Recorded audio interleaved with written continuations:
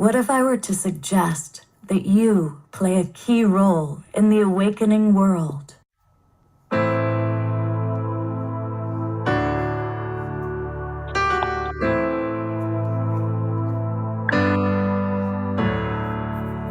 that you are watching this because you have heard the call.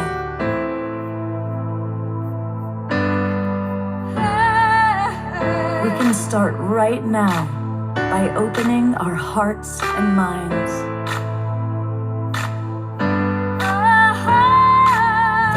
Welcome to the awakening world.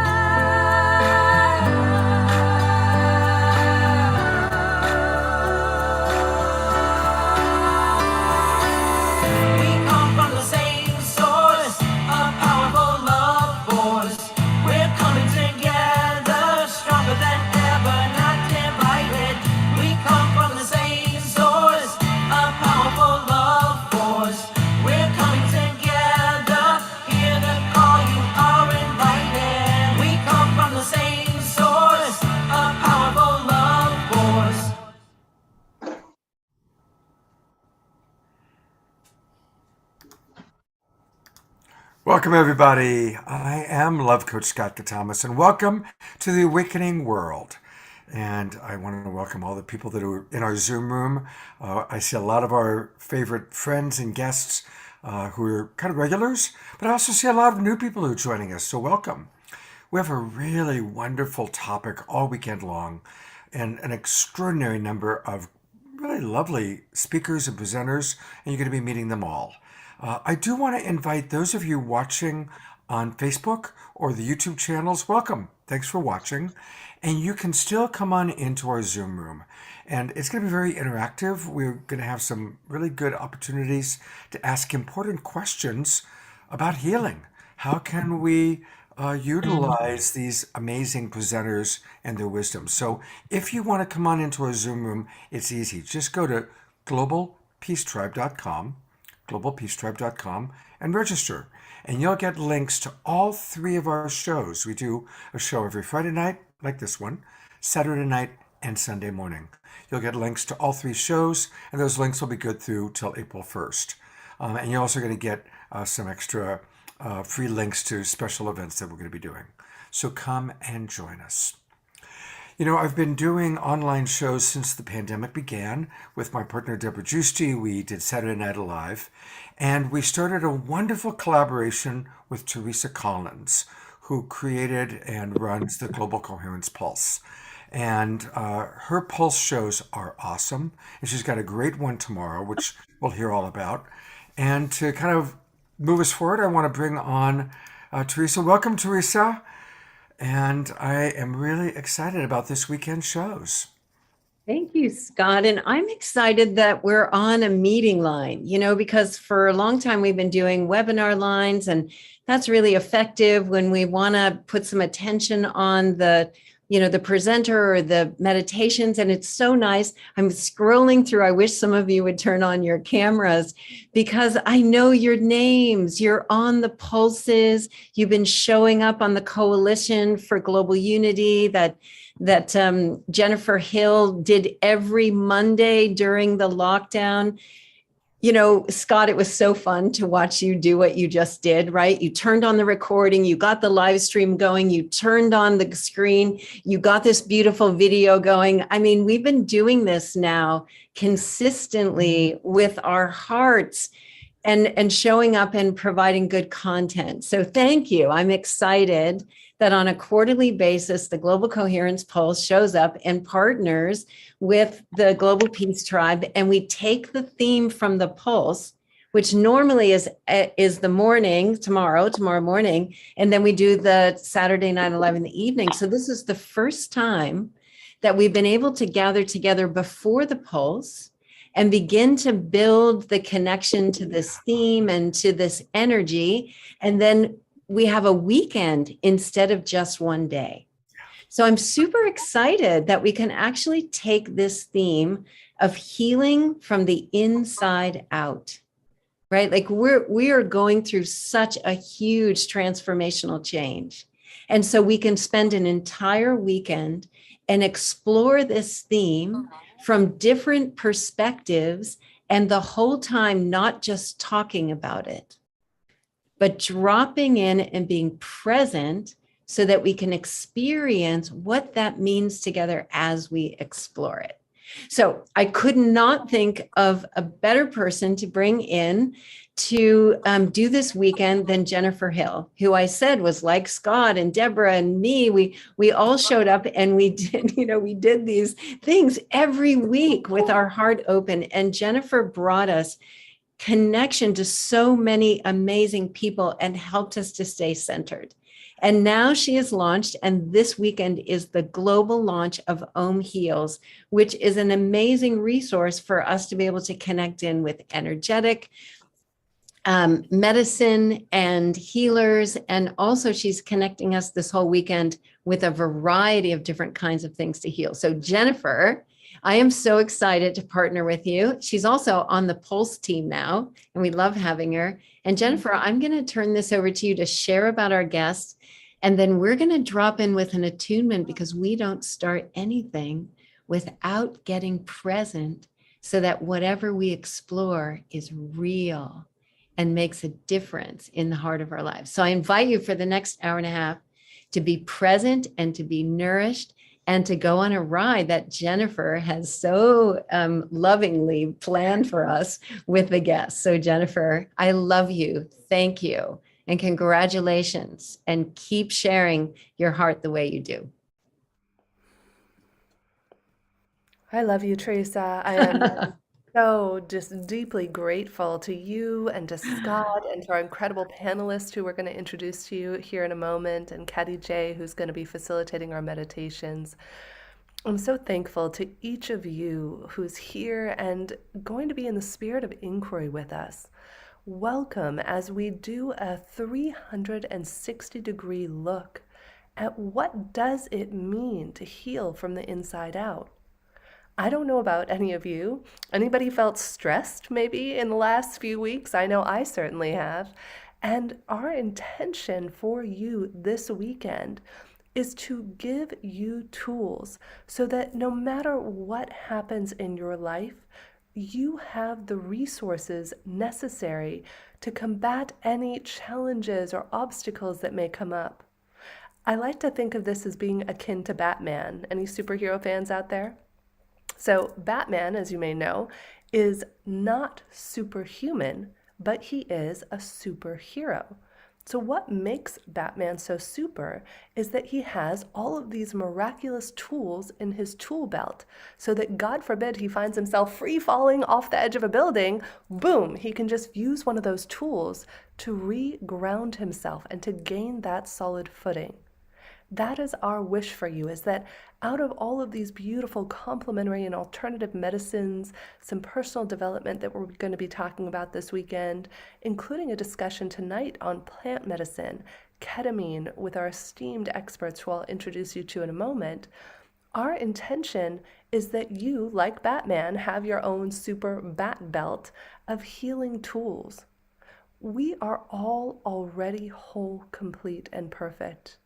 I remember many years ago, actually at the beginning of the pandemic in March of 2020, which is how Teresa and I had connected. I was reading Greg Braden's book. I was sitting on my couch in Paris and reading his book and enjoying the Eiffel Tower. And Greg Braden said in his book, Divine Matrix, the square root of 1% of the population meditating at the same time can transform the consciousness of humanity. And that is what sparked me to say, oh, Teresa, we reached out to HeartMath and Teresa and Deepak, and we got all of these incredible world leaders. Well, around that time, Deepak said to me, Jen, why don't we invite the Dalai Lama? He's a friend of mine. So one of my favorite practices, and we're going to be tying through many practices today, of which meditation is one of my favorites.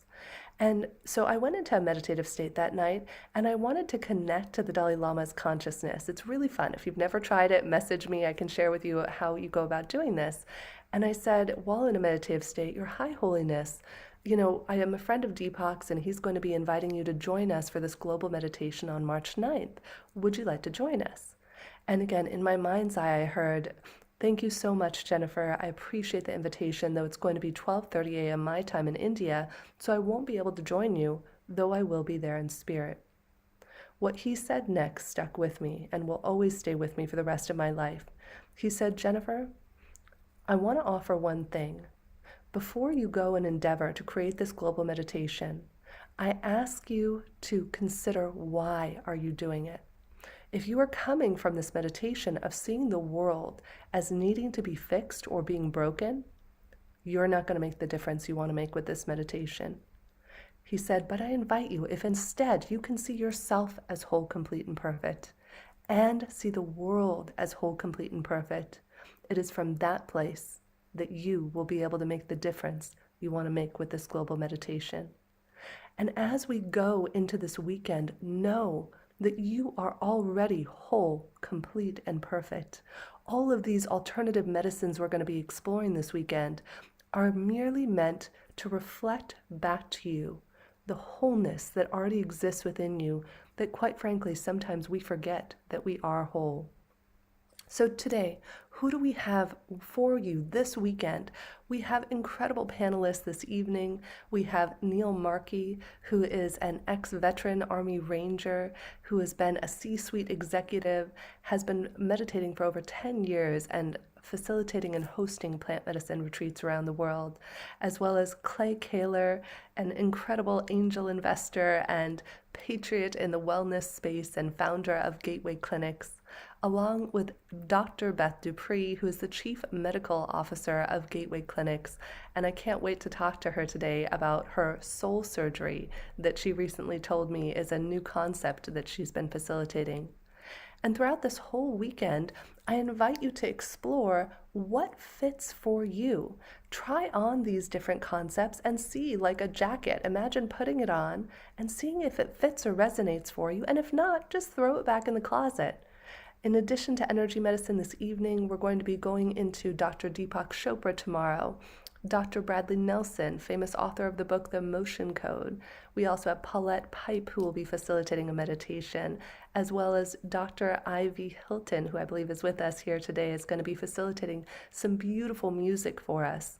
Cuddy J, who is here with us today, is going to facilitate our first attunement here in a moment, and is going to be creating a beautiful container and space for us throughout the weekend by incorporating grounding meditations so that we can embody all of these beautiful tools and concepts. We also have Daniel Ballone, who's going to be a musical guest with us, and Amelie as well tomorrow. And on Sunday, we're going to be speaking with personal development expert and author Mary Jo Lerai, as well as energy healers from our Om Heals platform, Marcus Brown and Nicole Forrest. So know that this entire weekend has been designed for you, to support you with your health, your wholeness, and the love and vitality that exists within you. So thank you for trusting us. Thank you for being on this journey. And thank you to Teresa and Scott for creating such an incredible opportunity to do this. I forgot to mention, we also have a special guest who's going to make a cameo tomorrow night in the early show, Shakti Durga, who has trained thousands of energy medicine professionals from around the world, and ironically happens to be friends with one of our guests tonight, Dr. Beth Dupree. So if you want to hear more from Shakti Durga, aside from just her little early show cameo tomorrow, you can also join us for the Global Coherence Pulse, where she will be featured tomorrow at 12 p.m. Pacific time. So without further ado, Kadi J, I would love to turn it over to you, my friend, for our first attunement of this weekend. Wonderful. Thank you, Jennifer. My camera's a little blurry. Okay. I just wanted to start by saying how much of an honor it is to be here with all of you this evening. I know that this whole weekend is going to be wonderful and filled with so much wisdom and guidance that will aid us all in all of our own personal paths. But for now, to begin this evening, I'd like to invite us to just take a step inside and gently closing your eyes and bringing your awareness to your inner body. letting your focus settle on the space inside, and drawing your attention down to your feet and feeling your feet on the ground that they rest upon.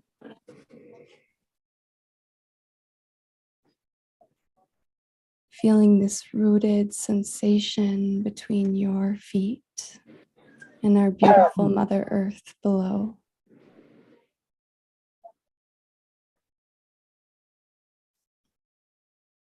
As you feel your feet on the earth, just gently begin deepening your breath, letting this breath draw your awareness even more firmly into this moment right here, and into that divine connection between you and the earth below.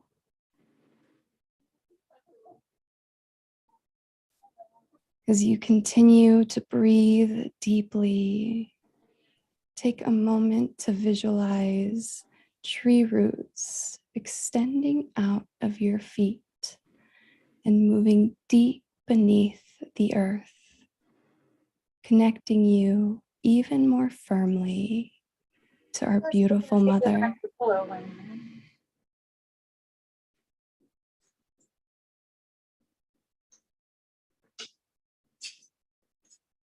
Breathing deep, this grounding sensation between you and the earth below, between you and this present moment,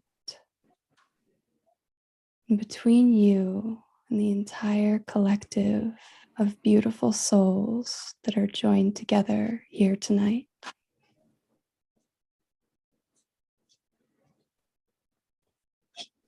Notice how your body relaxes and comes even more firmly into this now moment.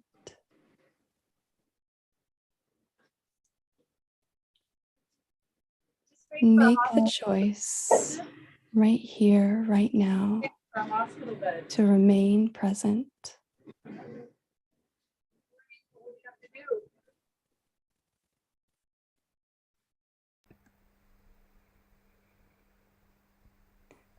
And gently drawing your awareness up into your heart space, and breathing deeply into your heart, feeling present with your heart, feeling present in this moment,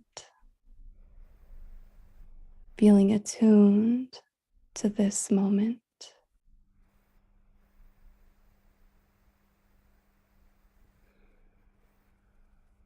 Feeling connected to this moment.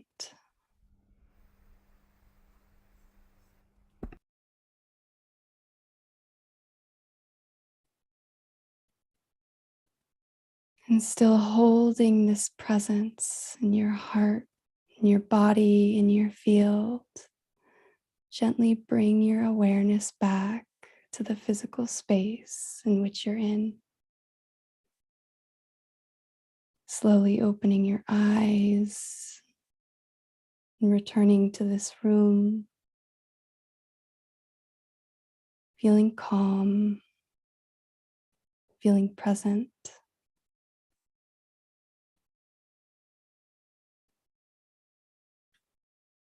Thank you.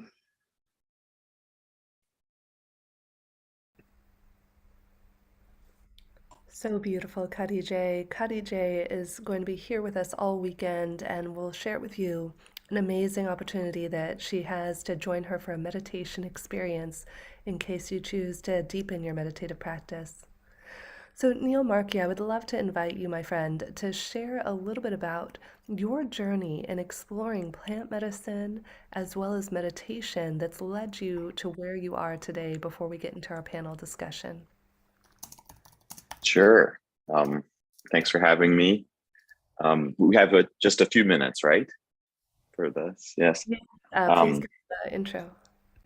yeah, I grew up in Maryland. I was studying math at the University of Maryland, and September 11th happened, and a group of guys figured out that if we climbed to the top of the football stadium, you could see the smoke from the Pentagon.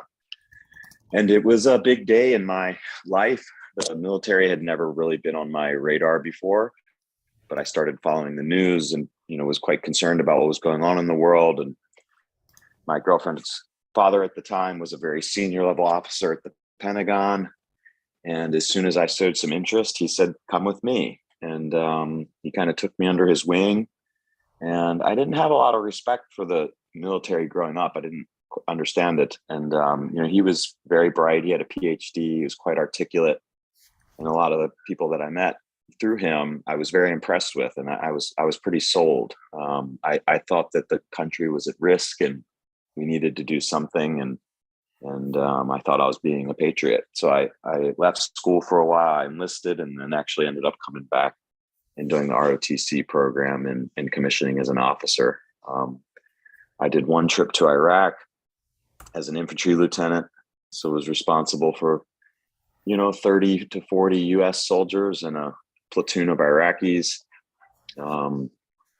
I went on to be selected to go try out for the Army Special Operations Ranger Regiment and got selected by 275 2nd Ranger Battalion. And, it was Pat Tillman's battalion. He had been killed by the time I got there, but his legend was everywhere. This was the professional football player who gave up his multi-million-dollar a year contract to come serve. It was these type of guys. They were larger than life to me. When I was there, Leroy Petrie got the Medal of Honor. His locker was right next to mine. We all sat in the dining facility and watched him get the award from President Obama. The president would talk about the night raids that the Rangers were doing regularly when we were overseas. And so part of me was super proud. But it was exceptional. It was so traumatic. And I was quite lucky. I was more of an officer. So I was more in the planning, and it was really the guys that were kind of out there, on the front lines that had an even tougher go. And it was tough on me, even in my role. At one point we had 3 suicides in 90 days in a unit that's only a few hundred people. So it was really bad.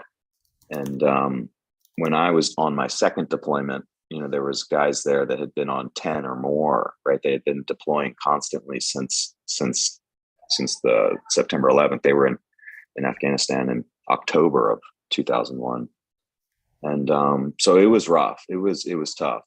And I got out and I went to Columbia University for graduate school. And I think once I lost the mission and didn't have that purpose, and, all the trauma kind of started to surface. And I was really, really struggling at this point. I was going through a divorce. I was drinking a lot. I had a lot of anxiety, a lot of anger, but was kind of outwardly doing well. I was, had been a highly ranked special operations officer. I was at Ivy League grad school and I was starting to get, job offers at these really fancy, prestigious companies, but I was not well. And I had tried a lot of different things in Western medicine and, nothing really helped. And what I found, which was like the opening for me, was meditation. And I loved Mindfulness-Based Stress Reduction by Jon Kabat-Zinn because it was very pragmatic. It was intentionally without the religious ties, which at the time was very appealing to me. It was kind of just clinical and pragmatic, just watch your breath, present moment awareness. And I had the soldier's discipline. So I was able to kind of start to see the power in the present moment awareness. And then, this was about 10 years ago, 2012, I started kind of using plant medicine ceremoniously as opposed to recreationally. And there's quite a difference in the intention and the setting and the people that you're with. And that helped a lot. So I had this period after grad school where I was doing quite well. I was an entrepreneur with my brother. I was living in my hometown. I had good connections, was in nature, I was meditating, very disciplined. I ended up getting a teacher's certification from Jefferson University. I was teaching meditation.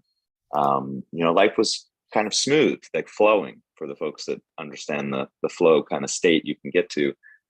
And I had been deferring this job offer with McKinsey and Company, which is like a very, prestigious place to work. Everybody that I went to grad school with kind of wanted to work there. And I had been asking them to postpone it to work on this project with my brother. And I asked for another postponement, and they said, look, we love you, Neil, but we're not going to be your permanent backup plan while you go out there and try and build other businesses. So I said, that's fair. And I'd always wanted to go. So I went. And, McKinsey is an incredible place. There's like the best and the brightest. I mean, they hire from the top schools, top students. They're international. So I was going all over the world, kind of flying first class and eating fancy dinners and sitting in executive rooms with board members. And, pretty cool for a kid from lower middle class Frederick, Maryland. And I got caught up in it. And, my meditation practice started to slip a bit. My well-being practices started to slip a bit.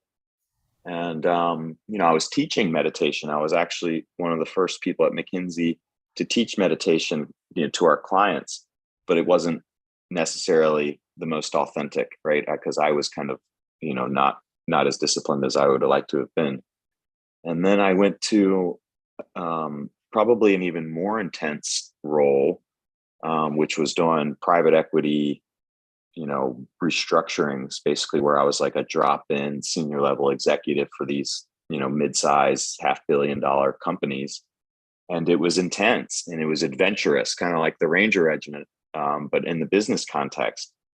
So part of me, again, there's probably some addiction to that, the intensity.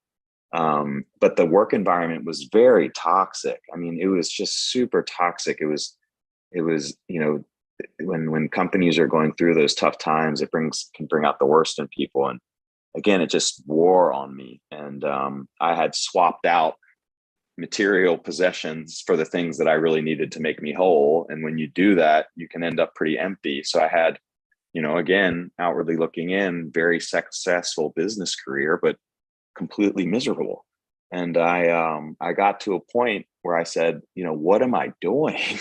What am I doing? I am so unhappy. I'm so stressed out. I'm like addicted to buying things because I'm addicted to drinking. I'm trying to fill this void. And I left. And this was a few years ago. And that whole time, I had, continued kind of seeking a bit, and there's a long history of special operations like Rangers and SEALs and Marine Recon guys getting down into Central America, Mexico to do plant medicine. There's a few nonprofits that are amazing, like Veterans Exploring Treatment Solutions, or Heroic Hearts, that have been doing this work for a long time and healing guys. And so I had been, kind of connecting people with them throughout the years. And then I got out of the corporate world and I knew what I needed. I had had a period where I felt well, and I needed to get back into my meditation practice. I needed to get into nature. I needed to get around people that weren't just worrying about money and prestige and were living differently. I needed to take care of my body, all these well-being things. And I went to Mexico with a friend, and I started doing that, and then things started to flow again. And, that was a few years ago, and it kind of just started organically. I started connecting with the Huichol here, which is the local indigenous tribe. They've been using plant medicine for millennia. They think it's hilarious that the Western world is waking up to it, and, they're not going to hold it against us, but they're like, welcome back. We've known all along, we'll welcome you back to the tradition and the ceremony. And then we started doing single day programs, multi-day programs. And then I had this moment where I was like, well, this is my life's work. When I was in the business world, it was very clear to me that the anxiety and the fight or flight symptoms that I had experienced in the Ranger Regiment with guys going to combat, I was seeing in the corporate world. Right now, it's a spectrum. It might not have been as acute as in the Ranger Regiment, but it was real. The organizations can have this franticness to them, and it's not healthy. And having been kind of in both worlds, I was like, I can straddle that. I can have a foot in each, and I can connect these type A overachiever corporates that need healing with the healing spiritual arts and the healers. And so we kind of started an organization to do that and design programming. And I think it's my life's work. I love that, Neil. That is so beautiful. And I think it's so important that you shared your story, both as a veteran and as somebody in the business world, because we all do go through these struggles. And we have many questions already starting to come in. So I want to pause for a moment, and we're going to introduce Clay and Beth and have them share a little bit, and then we'll dive right into our Q&A. So I know we have 1 or 2 questions already, and I invite you, if you have additional questions, please feel free to put them in the chat or on any of the Facebook pages that you're streaming or watching from. And thank you so much, Neil, for sharing that with us.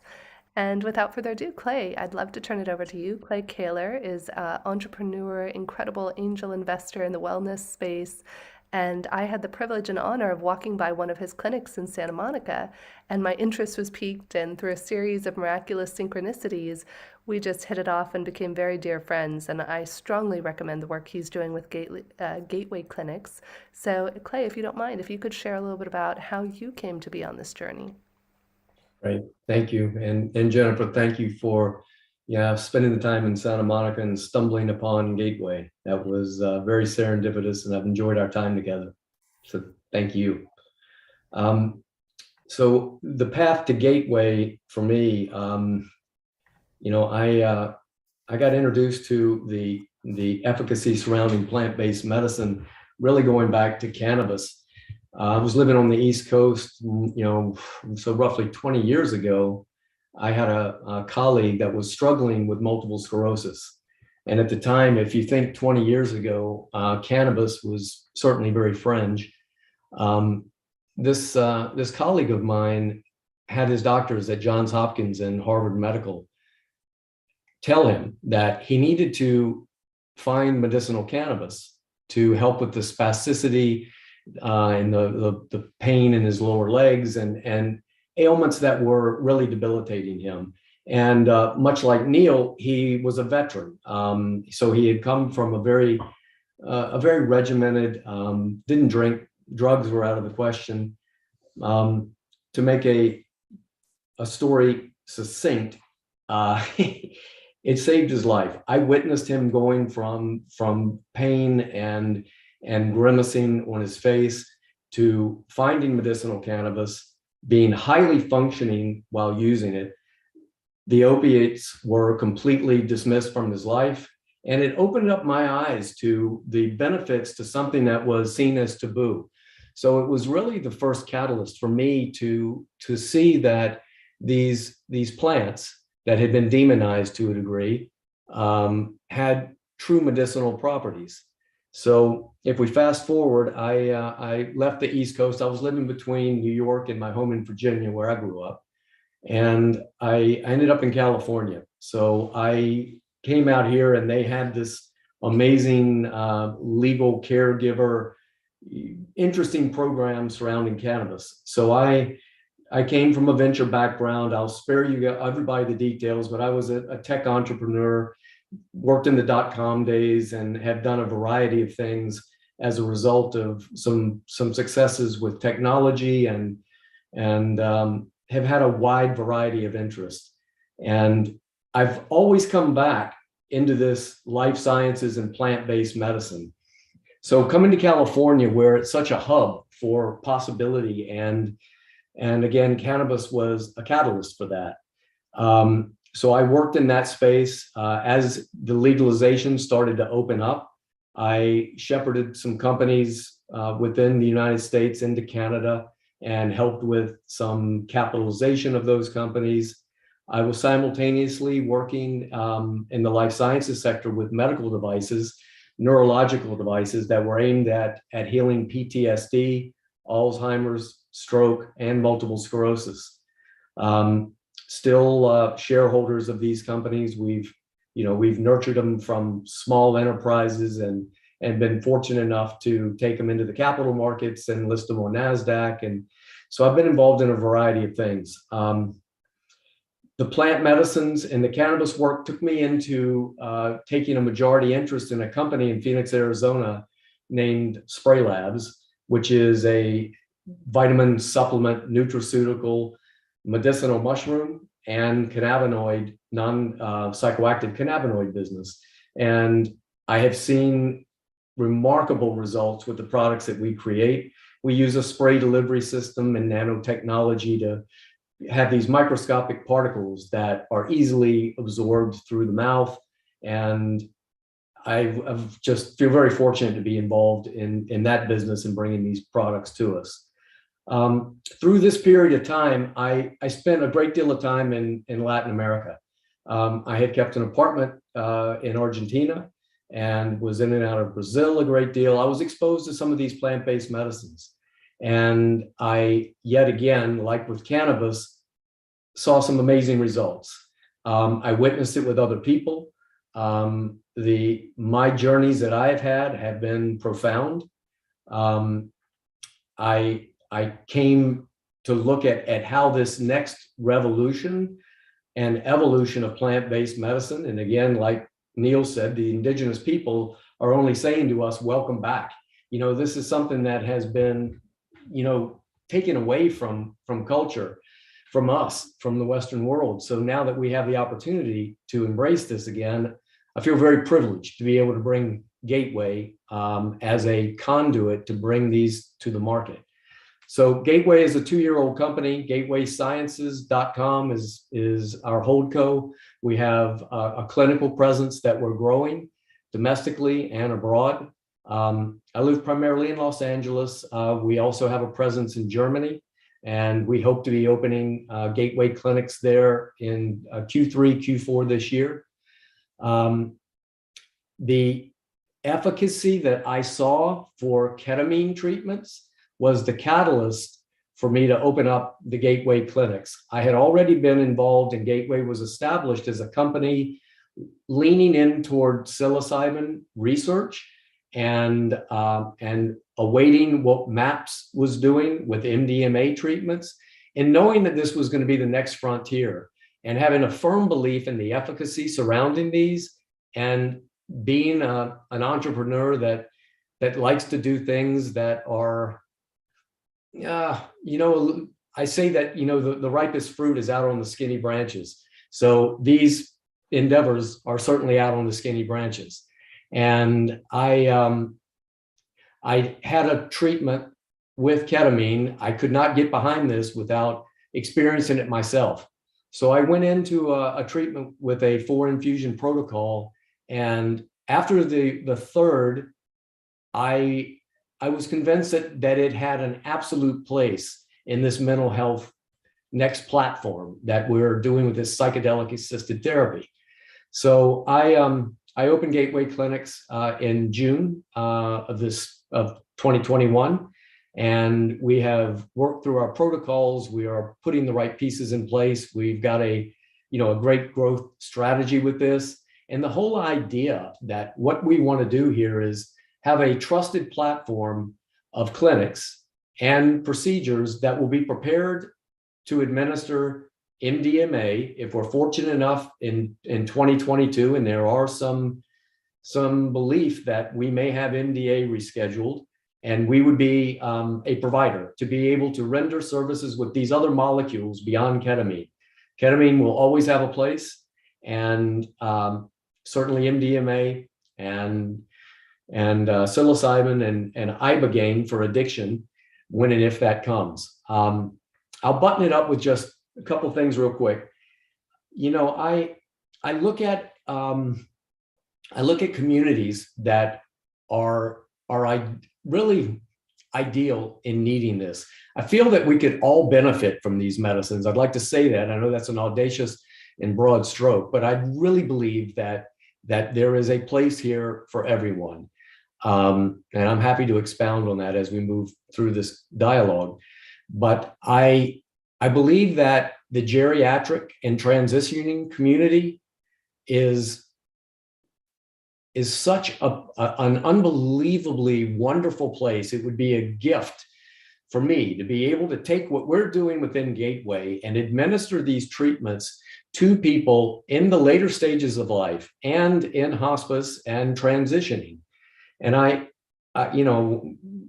had the loss of family members and friends, as I'm sure many of us have, and I see some of the regrets. I see some of the elements that,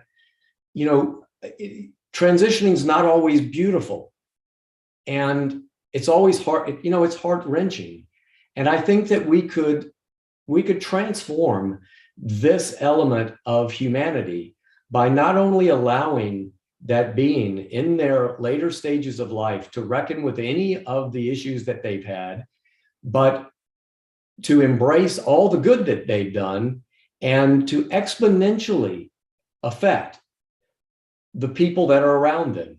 And I know this from firsthand experience. I know that a father passing will certainly, if he passes in an amazing way, will impact all of his children, all of his siblings, and even his caregivers. So, I feel that that's a big, important piece for us. Veterans are another one. So Neil, again, thank you for your service.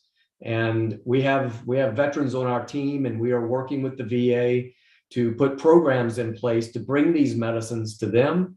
And as I pass this baton over to my wonderful colleague, Dr. Beth Dupree, she'll expand upon some of the pre-surgery, post-surgery treatments that we intend on bringing in. And we're structuring studies now, and we are structuring studies for breast cancer patients as well. And I think that buttons it up, gives you an idea of what brought me here. And I can tell you this, out of all the many things that I've been involved in, I feel so privileged to be able to bring this opportunity to the world, and I'm committed to it. I fund this. I have myself, and I do it with love and without any trepidation, because every time that I see a patient come through and the change that this makes for them, what could be better in life? So, yeah, thank you all for letting me be here and share that story. So beautiful, Clay. And I want to give a brief testimonial. As I mentioned, I happened upon Clay's Gateway Clinics in Santa Monica in Montana. And the furthest thing from my mind was to do a ketamine IV. And I believe in the synchronicities of the universe. And because of the way it came to me, I said, maybe I am meant to do this. And when I did, as somebody who has struggled with anxiety and depression and insomnia from time to time, I was open to it. Anything that would help alleviate that, I wanted to give it a try. And one of my best friends in Santa Monica actually joined me at the same time for our first IVs together. I personally cannot say enough about it. It was fascinating because you go into this experience and they have the best nurses on standby. They have doctors, you're there, and you're just in an altered blissful state of deep wisdom. So I'm happy to answer questions offline. If anybody has them, you can feel free to message me. And I just want you to know it was incredible. And I actually used my heart rate monitor, which we do a lot of work with HeartMath. And I connected Clay with Roland over at HeartMath because my heart rate variability was 10 times better for an extended period of time after the IV. And I was able to sleep better using graciously some of the sprays as well that Clay introduced me to. So just a brief testimonial that I personally done it. That's why I wanted to have Clay and Beth on the show with us today. So thank you so much, Clay. I want to hand it over to Beth. Yeah. And then in about 5 or 6 minutes, we're going to go to Q&A. I know that we have about 10 questions at least in the chat. So we're going to get to as many questions as we can today. And otherwise, we will be providing you with everybody's links at the end of the show before we go into our final meditation. So thank you, Clay. And Dr. Beth Dupree, I turn it over to you. Thank you, everybody, for having me here this evening. I'm happy to follow my two fabulous colleagues and their stories. I am a board-certified breast cancer surgeon, and I have spent the last 35 years of my practice taking care of women and men with breast cancer. And I truly know in my heart that I'm a healer who chose to be a surgeon in this lifetime, because bringing my worlds together, starting out as a respected surgeon, was certainly an easier path. I am the neophyte to psychedelic or plant medicine in this group. The plant medicines that I am most used to using are aspirin from the bark of a willow tree and Taxol that comes from the Pacific yew tree in my breast cancer patients. But my world expanded very rapidly in 2019. Briefly, I practiced on the East Coast, taught breast surgical oncology fellows for years.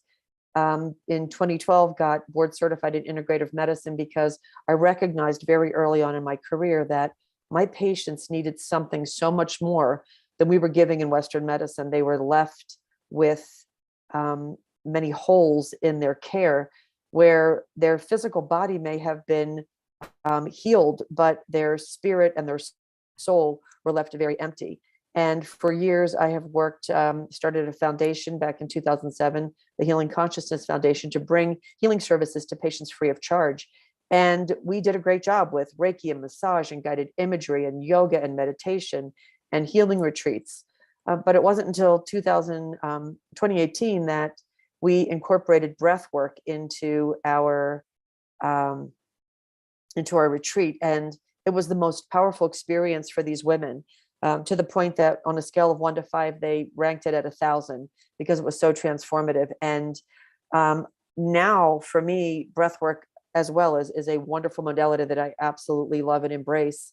But how do you go from being the left-brained Western medicine trained surgeon in Philadelphia to a physician who I will complete my psychedelic training with the California Institute of Integral Studies and the Multidisciplinary Association of Psychedelic Studies next month. Actually, next week is my final connection with my mentor. So I'm very proud of the work that I've done in this last year to get to this place. But a lot of people say, how did you get there? And the answer is, we have done a lot to treat disease in this country, but we've not done enough to help promote healing and promote healing from the inside out, where wellness and healing are something that are not taught to us in medical school.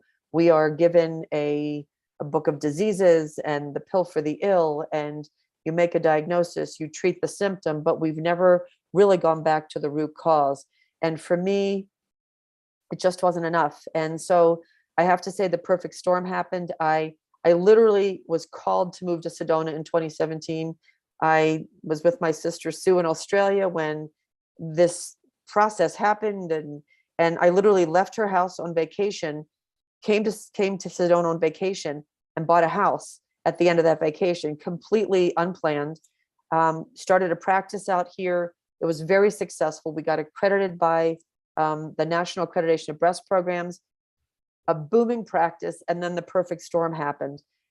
A colleague was injured severely in a car accident. The volume of patients I was treating grew exponentially. And I got to a place where I came here to combine my healing with my surgery, and I ended up becoming a technician. And I am not a surgical technician. I am a surgeon who cannot work without having that healing relationship with my patients. And that was taken away from me. And in that perfect storm, doing a lecture on lifestyle modification, I was pulling up slides on the internet and pulled down Michael Pollan's slides from Food Rules. And the next thing was How to Change Your Mind. I got it with my Audible credit, and going to the operating room for the next week, I listened to How to Change Your Mind. And I was born in 1960 on the East Coast. I thought LSD was evil. I did not even know how to spell psilocybin. I knew nothing about ayahuasca. So I was a total psychedelic virgin. I had absolutely no prior anything. Michael's book got me to pull the papers that Bill Richards had written from Johns Hopkins, and his work on late stage cancer patients and the unbelievable impact it had on their lives. I'm thinking, why are we waiting till someone is ready to transition to begin this process? If someone gets cancer, why don't we do this at the initial time that they have cancer, so that they can get out of fight or flight, get out of the cortisol storm, and actually get to a place of deep inner healing? And that led me to applying to CIIS. I started my course, and I've read everything. I have way more knowledge about plant medicine than I have experience. So I have all the scientific side of it. And, just recently, because I needed to do an experience with MAPS, I went to Costa Rica and experienced ayahuasca, and Mother Ayahuasca taught me how to surrender. I think she gave me what I needed, and I left Costa Rica with the knowledge that I was being called to be the healer that I know that I am. And what I was being called to do was to help to make a bridge between where I've been in Western medicine and where I'm going with the healing aspects of plant medicine, because this is something that cannot remain outside the walls of Western medicine. This needs to be inside the institutions. This needs to be brought to women and men with breast cancer. It needs to be brought to many individuals who need to enhance their mental wellness. I've been involved with mental wellness and other aspects for many, many years, which is how I met Clay through a wonderful introduction from one of his former colleagues from a company he worked with. And I knew within the first half an hour of the Zoom with Clay that we were going to be working together, because how often does a board certified breast cancer surgeon show up on a call when you're opening up a ketamine clinic and wanting to bring this information to the world? So that is how I got there. I am an absolute neophyte in this process. I am also going to start a program out of Amsterdam called Synthesis, because like I share with Clay, I've learned a lot. I still feel like I have so much more to learn. And I'm very, very excited, because every step along the way, this journey just gets richer and richer and richer. And I again, Neil, thank you for your service. I love what you're doing. And I guess it's time for questions. Thank you so much, Beth. The chat is blowing up right now with so many questions, and thanking you for the work that you're doing. We are going to do our darndest to get to all of these questions, or as many as possible today. I wanted to share a little anecdote. The reason that I wanted to do tonight and have it be focused on plant medicine in particular is because it did help my journey. I know one of the questions we're going to get into next was which of the healing modalities has made the biggest difference for you. And for me, as somebody who struggled with depression and suicidal tendencies when I was younger and really had a rough run of it, I was introduced to psilocybin in my first journey experience last year. And I literally went from somebody who often would vacillate between feelings of despair and hopelessness. I went through a challenging time, a divorce a few years ago, and many different obstacles, some might call it. And upon my journey with psilocybin, I was able to reach a new frequency of joy. And if any of you are familiar with David Hawkins' states of consciousness, you might be aware that the level 550 to 600, it's different frequencies that are measured in states of consciousness, joy being between 550 and 600. And for me personally, I've been able to not only reach that state of joy, but to create a new emotional set point of joy for everything I do in my life. And that's what I want for everyone. I know many of you are asking, where can you find these retreats? What can you do? Gateway Clinics, of course, does have the ketamine available, and we'll have Neil share as well where you can find some of these other incredible ayahuasca and psilocybin retreats. So without further ado, I would love to get to one of the first questions from Dorina Joy, where she asked, what type of healing or modality has been most beneficial for you throughout your journey? So perhaps, Neil, we could go back to you for this, and if we can keep it somewhat succinct, just so we can get to as many questions as possible, that would be incredible. I know we have so many questions in the chat for all of you. Jennifer, before you do that, I really would love to just do a quick reflection, if you don't mind. This is the first time I've met these three people that you brought on today. And I want to share something about my experience, because I think that's what we're talking about here, was that I went from Neil talking about the kind of trauma that we're in right now and what it's like in some of the organizations that are like really like moving masterful people through them, and that we're not using those tools. And so somebody who's in that, who said, I want to know how to draw in the energy of these tools so that I can actually be in my mastery in the midst of this. And I heard that from Clay, and I like, Dr. Beth, you claimed it in front of us. I just don't want to move on before we actually just acknowledge that all three of you said there is a role for plant medicine in this transition and healing of our traumas and our ability to move in relationship to what our part is now, so that we can, so that we're not, so we can heal from the inside out. And you all shared something that both stirred me in like, there is so much going on. Like, how do we ride it? And that you all actually then embodied this commitment to the inquiry of what is the role of plant medicine in healing from the inside out. And we'll hear about what is energetic medicine's role. But tonight was that, and you all shared so claiming that I just didn't want the moment to pass without acknowledging that. Like, thank you. Thank you. That's the question. That's the question. So. Thank you, Teresa, and thank you for holding us accountable for that. Sometimes I get fixated on time and wanting to honor everyone's time. And so before we get into the Q&A, I would love to know, Neil and Clay and Beth, if we do go a little bit over on time, is that something you guys, show of hands, is that okay if we have a few extra questions? Is that okay with you guys? Sure. Perfect. Thank you so much. I mean, we just have such a plethora. As you can see, this topic is really moving and inspiring and resonating with people at a deep level. And so thank you, Teresa. I acknowledge you, my friend. And that's why I love you so much, is because you are that person who holds the space with such integrity. So thank you for that. Beautiful. And so, Neil, we could go to you now, if you don't mind sharing about what has been most instrumental for you in your healing journey. Which modality would you recommend?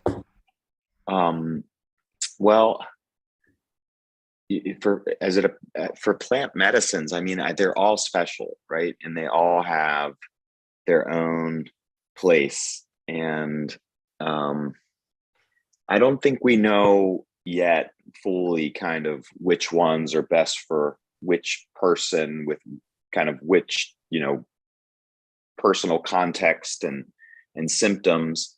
So they all have a role. I really like psilocybin because it's natural. It grows from the earth. There's a long indigenous tradition. It looks like it may actually cause neuroregenesis, so it's actually healthy for the brain. But you need, if you're going to experiment with these plants, you need to like check with your doctor, right? And make sure that everything's okay, kind of for your well-being. And I think these plants are used best when they're used in conjunction with other well-being practices. You need to have like a fertile bed of well-being to get the most out of these plants and to limit the risk. So what I mean by that is you need to be taking care of yourself. You need to be doing the meditations. It's that critical meditation, I think, is in a league of its own. And then after that, there's breathwork exercises, there's mindful movement like yoga, there's time in nature, there's connection with other human beings, there's proper diet. And you need to be doing, you need to be working on these for some time, I would say, so that your central nervous system is not in this super heightened fight or flight state. Now, some people, do it. Like Ibogaine, for instance. You look for there's a company called The Mission Within that I'm very familiar with and know the owner, that does Ibogaine treatment specifically for addiction recovery. So I guess that would be my recommendations. Like, do your research, check with your existing kind of health professionals, try and get started on the well-being practices.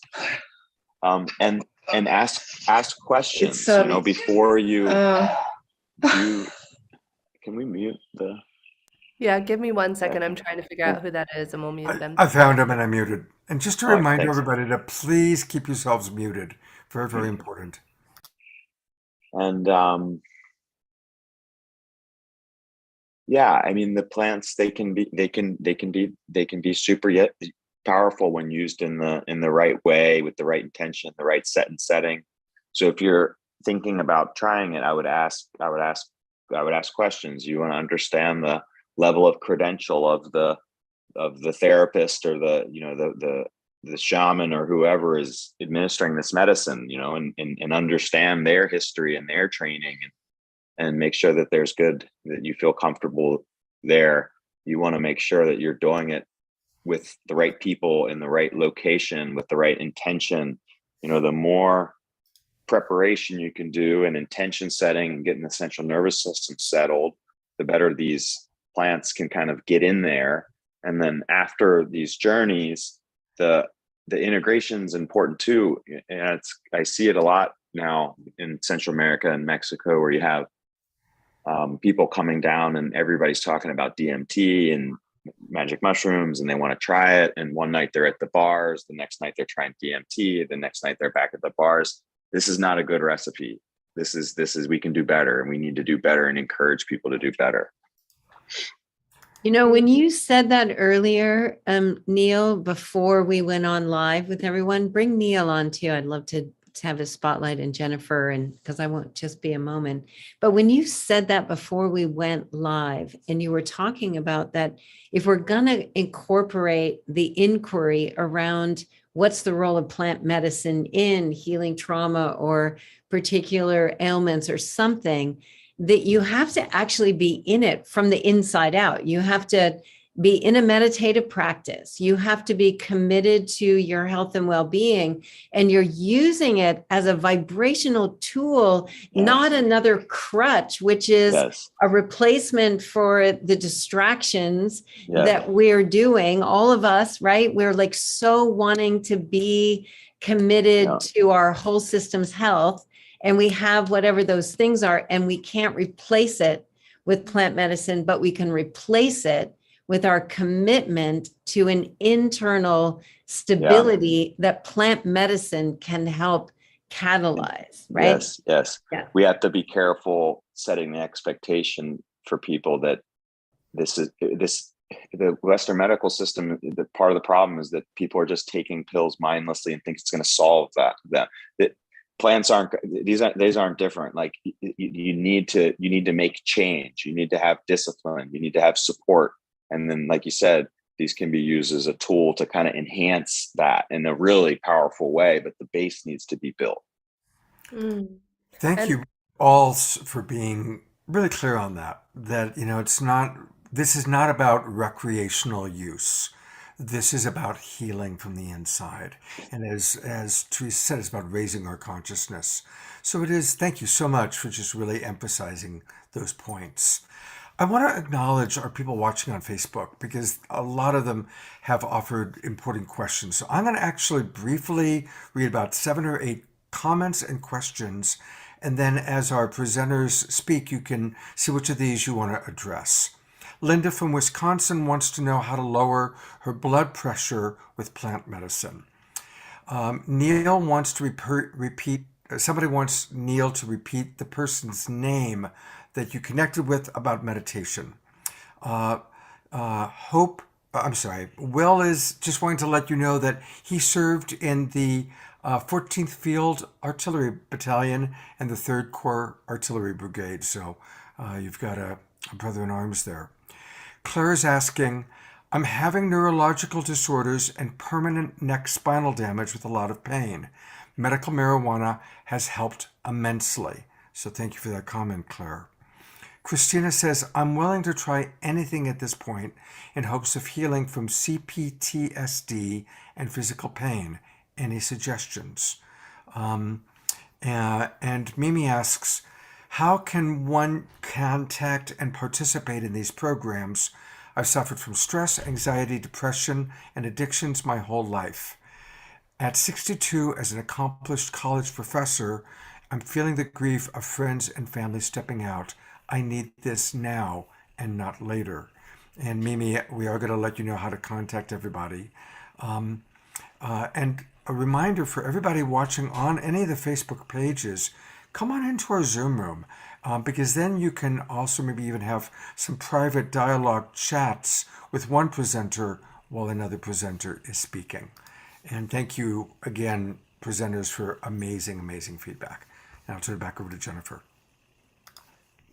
Thank you, Scott. I'm so grateful that you addressed all of those questions. There are so many beautiful questions, and I do want to address one question that has come up multiple times in the chat before we allow you to each share a little bit, and that is the average cost of where people can do some of these treatments. I know Oregon, if I'm not mistaken, psilocybin is legal there. I could be wrong. I went to a plat.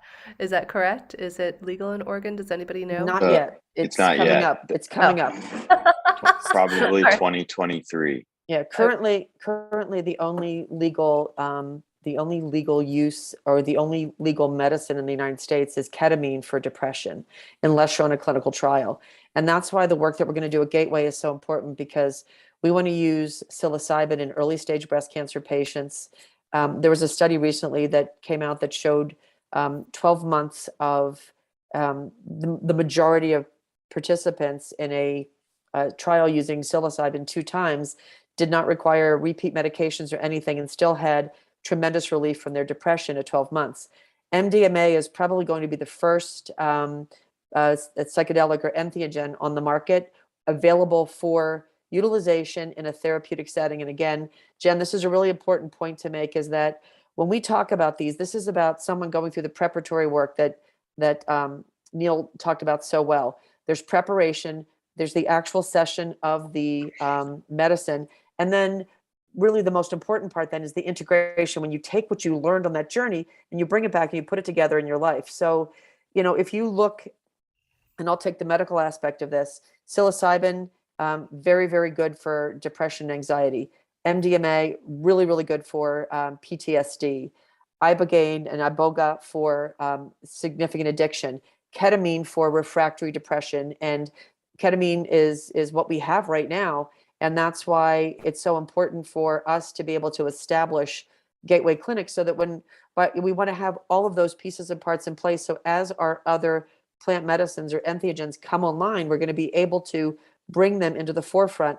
And Clay was absolutely on board with my need to do research, because the only way, and I've looked at the chat, a lot of people are like, pharma's going to take you out. They're not going to let you do this. Well, here's the deal. Once, pharma doesn't like plants because they're not expensive. And I mean, this is not something that someone's going to go develop in a lab and they're going to have a patent on it forever. Psilocybes grow all over the place. You just have to know which ones are which I have a book about that, but I still would never pick one up and even hazard a guess, because I'm not a mycology expert. But, as we look at ayahuasca's use for healing so many traumas, my personal experience with it was not at all what I expected. But had I had Neil giving me my training prior to going to that retreat, I would have been meditating for 2 months beforehand, because you really need to get out of your head. And for me, letting go of 35 years of absolute total control, Mother Ayahuasca did her best, but I still have some issues with that even afterwards. But this isn't about going out and finding some random person who says that they're going to guide you on this journey. I think Neil was really clear about this. There are wonderful places you can go. Many of them are out of the country, because that's where these plant medicines are currently legal. In the United States, ketamine is what is currently legal, but there are many clinical trials ongoing for PTSD. And hopefully we will be doing our trials on pre and post-operative ketamine for breast cancer patients and psilocybin for early stage breast cancer patients as well.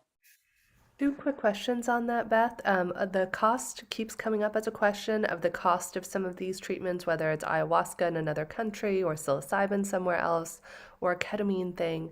What is the average cost, and how would people go about? Is it covered by insurance? I know that's been another question.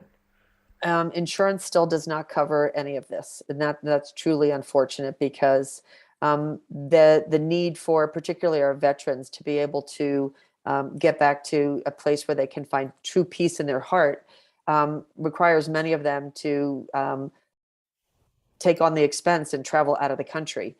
My trip that I went on, and I don't mean trip in that way, the journey that I went on with ayahuasca probably was about $5,000 total, which is an awful lot of money, but it was something that I had to do legally through MAPS to be able to get my certification. I'm going to let Clay speak to the cost of ketamine, because I honestly don't know what the cost of ketamine is. I know it varies depending on clinics and depending upon the number of sessions. And as far as since the other ones aren't legalized, I don't know what a psilocybin journey would be in Amsterdam, but in my next course that I'll be taking starting in April, I'm certainly sure I'll have the answer at that time. Great. So Beautiful. I'm happy to jump in on that, Beth, on some of the cost aspects.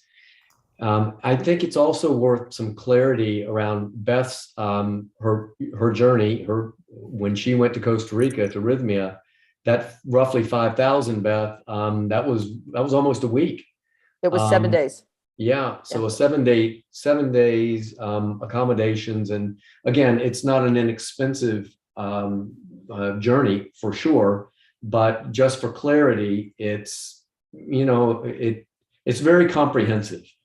And there are others. Solterra, another wonderful Costa Rica-based retreat center, and I think as these medicines become legal in the U.S., it's something that we keenly have our eyes on. And Sedona is one of our next places we're opening up with a clinic for ketamine, and we will be doing some of the research that we have teed up with universities and doing those trials out of that Sedona location. But to the point about the ketamine treatments, in our facility, we offer individual infusions. We offer IV and intramuscular injections as well. The IV, of course, is more labor intensive with the monitoring of the nurses and the aspects. I tend to lean in on that as being more efficacious, and where not as many clinics do offer the IVs. So those treatments on a single one is $550 for a single treatment, which is roughly a 2 hours worth of the treatment itself within the facility.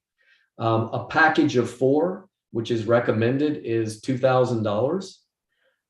To the question about insurance, there are some breakthroughs, it appears, that are coming with being able to create super bills for patients. And they are submitting these. I hear it not only in our establishment, but in others, where part of the treatment is reimbursable, not the ketamine aspect itself with the medicine, but the nurses and some of the aspects. So, we're gonna break this code. We'll get it to where it will be reimbursable, and with scale, we'll be able to bring it down. I want to say this too, that because I think it's germane. One of the foundations for us, we endeavor to democratize these medicines as much as humanly possible, where it certainly has to be an endeavor that is capitalist in nature. We have to make money to continue to exist, but we have part of our model with a nonprofit element to it that we envision being able to not only bring prices down, but to be able to offer some of these treatments to some of the people that need it most and can't get it. And I'm firmly rooted in that, as is Beth and our entire team, with psychiatrists, but everyone that's involved with us. I think as the legal veil is lifted, I believe that they will become more affordable, and more affordable, back to exactly what Neil said, that I agree with completely, and I think everyone on this panel would. I know Beth does. A medical environment set and setting, so your mindset before you ever take this medicine in, that's where meditation and preparation matters, and the setting, actually the physical environment, for those of you that don't know that term, set and setting, the physical environment that you are taking these in matters, which is why a retreat center or a medical office, as opposed to, again, back to my colleagues here, you don't want to be taking these drugs and out in a nightclub and doing it and expecting a medical benefit from it. There's danger with them. Like any medicine, misused and abused, it's not a panacea. And, the beauty of what we are able to do now, first with ketamine in the US, is put these standards and practices in place that we will be absolutely prepared for MDMA and psilocybin and ibogaine and potentially DMT. I don't know that we'll ever see ayahuasca come out and in a way that would come from the ceremonial side. Part of me loves it being in the ceremonial side. And maybe we'll get that question and some of that to come back, and Beth can circle back on that. But I hope I answered that question. If not, someone please be more direct with me. Yes, I think that was very helpful, Clay. And one quick thing that I just wanted to offer to everybody, I know we've all been discussing the benefits of meditation. And as Neil was emphasizing, it's not meant to be a Band-Aid. All of this, that's why this event is called Healing from the Inside Out.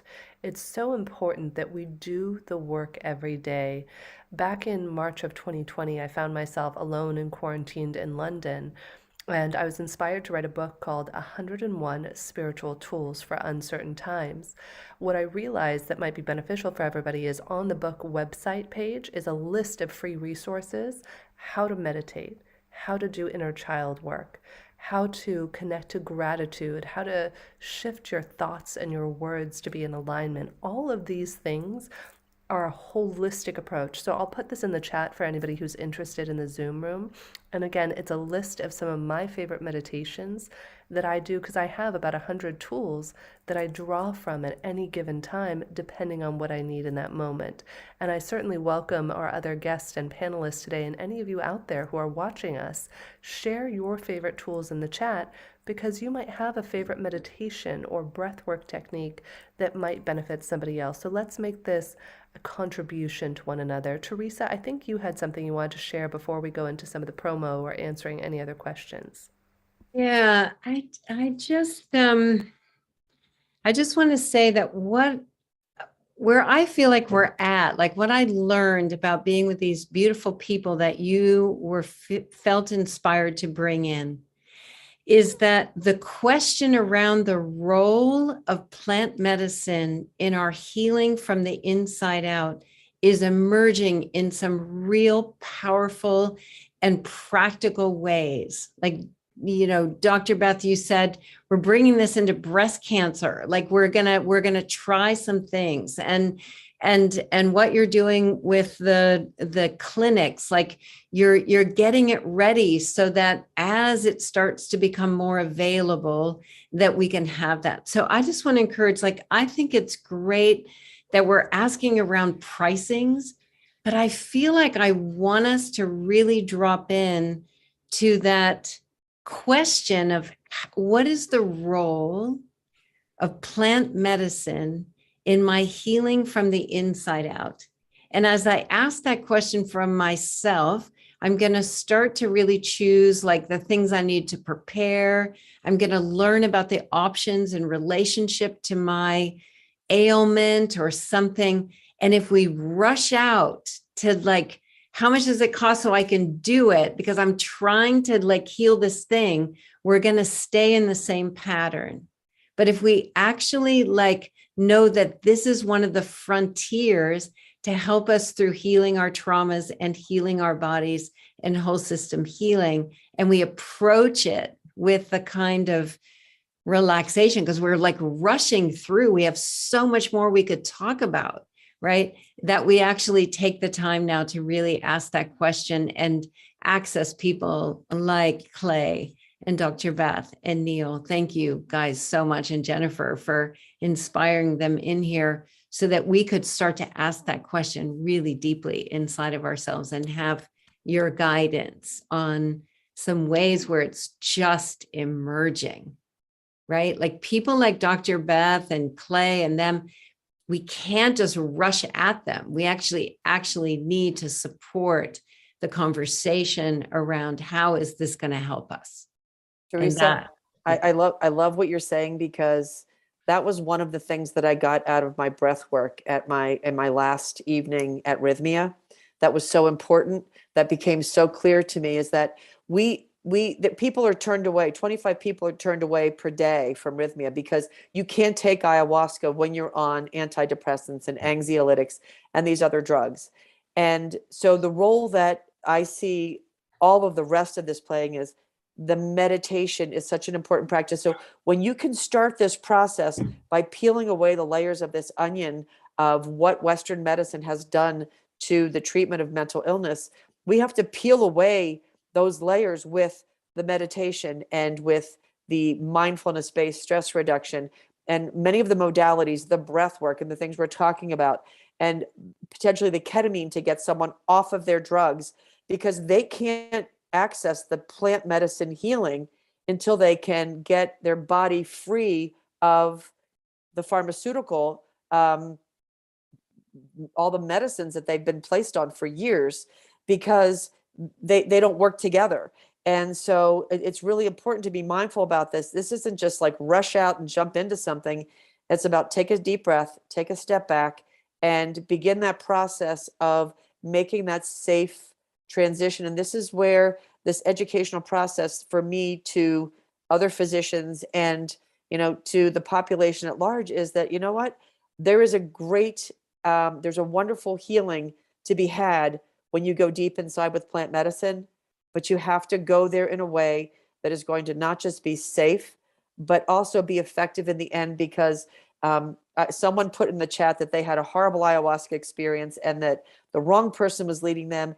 And that is why this is so important to have these conversations and to be open and honest about it, because this isn't for someone just to go out and do it without understanding what all of the implications are. And that's why we're here. And that's my role. That's my job.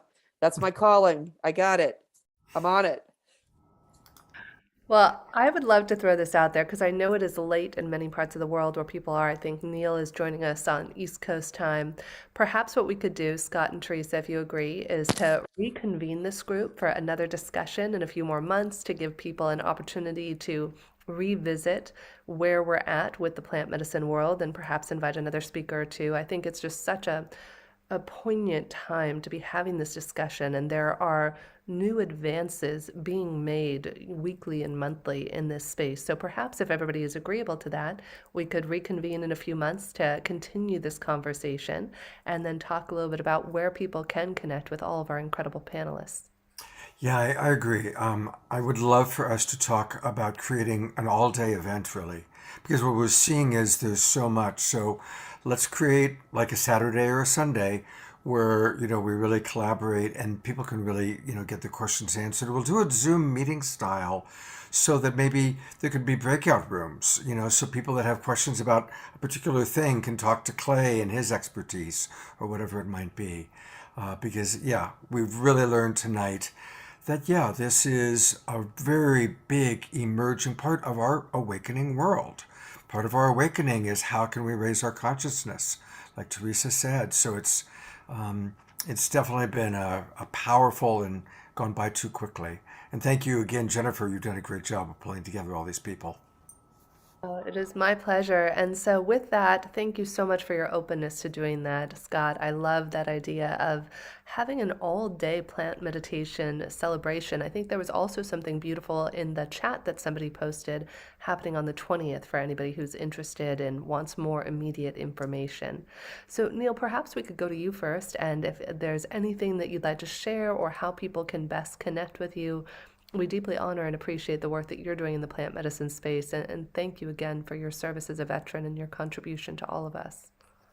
Thank you for saying that. I'm very optimistic about these next 20 to 30 years. I think we're beginning this really beautiful new phase. And I'm really happy to be of service to this effort. And if you're curious about meditation, you can go to the Maryland Mindfulness website And we will be doing programs in Jamaica. We're doing them now, and we haven't kind of quite officially opened to the public. But if you'd like to stay in touch and learn about, we plan to be the standard bearer in terms of psilocybin assisted journeying in Jamaica, where it's legal to grow, gift, use. So you don't have any risks there, and we want to kind of professionalize it a bit and bring it to the masses. So thank you. And we're on, just so people know, if you're listening, this website to learn more is mdmindfulness.com. mdmindfulness.com. And it's actually a beautiful website with a lot of really wonderful information there. So thank you. Neil, I really look forward to us having a little bit more time with you, because I think that your own direct experience of riding that current between the mastery and the coherence, and how these practices and the use of plant medicines has really helped you get into a current that's at another octave. And you did it through the mess. And I think that it's really important that we have some examples of somebody that's moved through that, because we resonate with it. We get that we can do it. So I'm looking forward to that. Thank you. Beautiful, Teresa. And again, just a reminder, Teresa and I are co-facilitating tomorrow the Global Coherence Pulse. So again, do feel free to check out globalcoherencepulse.org, where incredible energy medicine practitioner Shakti Durga and Maitreya will be joining us live tomorrow at 12 p.m. Pacific Standard Time until 1:30. So if you're interested in learning more about energy medicine as another practice to incorporate, we certainly invite you to join us tomorrow. It's free, and there will be live free complimentary energy healing. I had one person, a veteran, we actually gifted Neil a session. That's how this came to be, this collaboration. And we gifted another veteran a session with one of Shakti Durga's healers. And he said literally he went through 30 years of anger management and anxiety training, and one session with one of Shakti Durga's healers did more for him in 1 hour than 30 years of regular therapy. So there is so much to be said for all of these profound ways to heal. And next, I'd love to go to you, Clay. I know so many people are saying in the chat they'd love to hear more from you, so we'll definitely have to have you back and join us again. If you can share with us, please, the best way to connect with you at Gateway Sciences.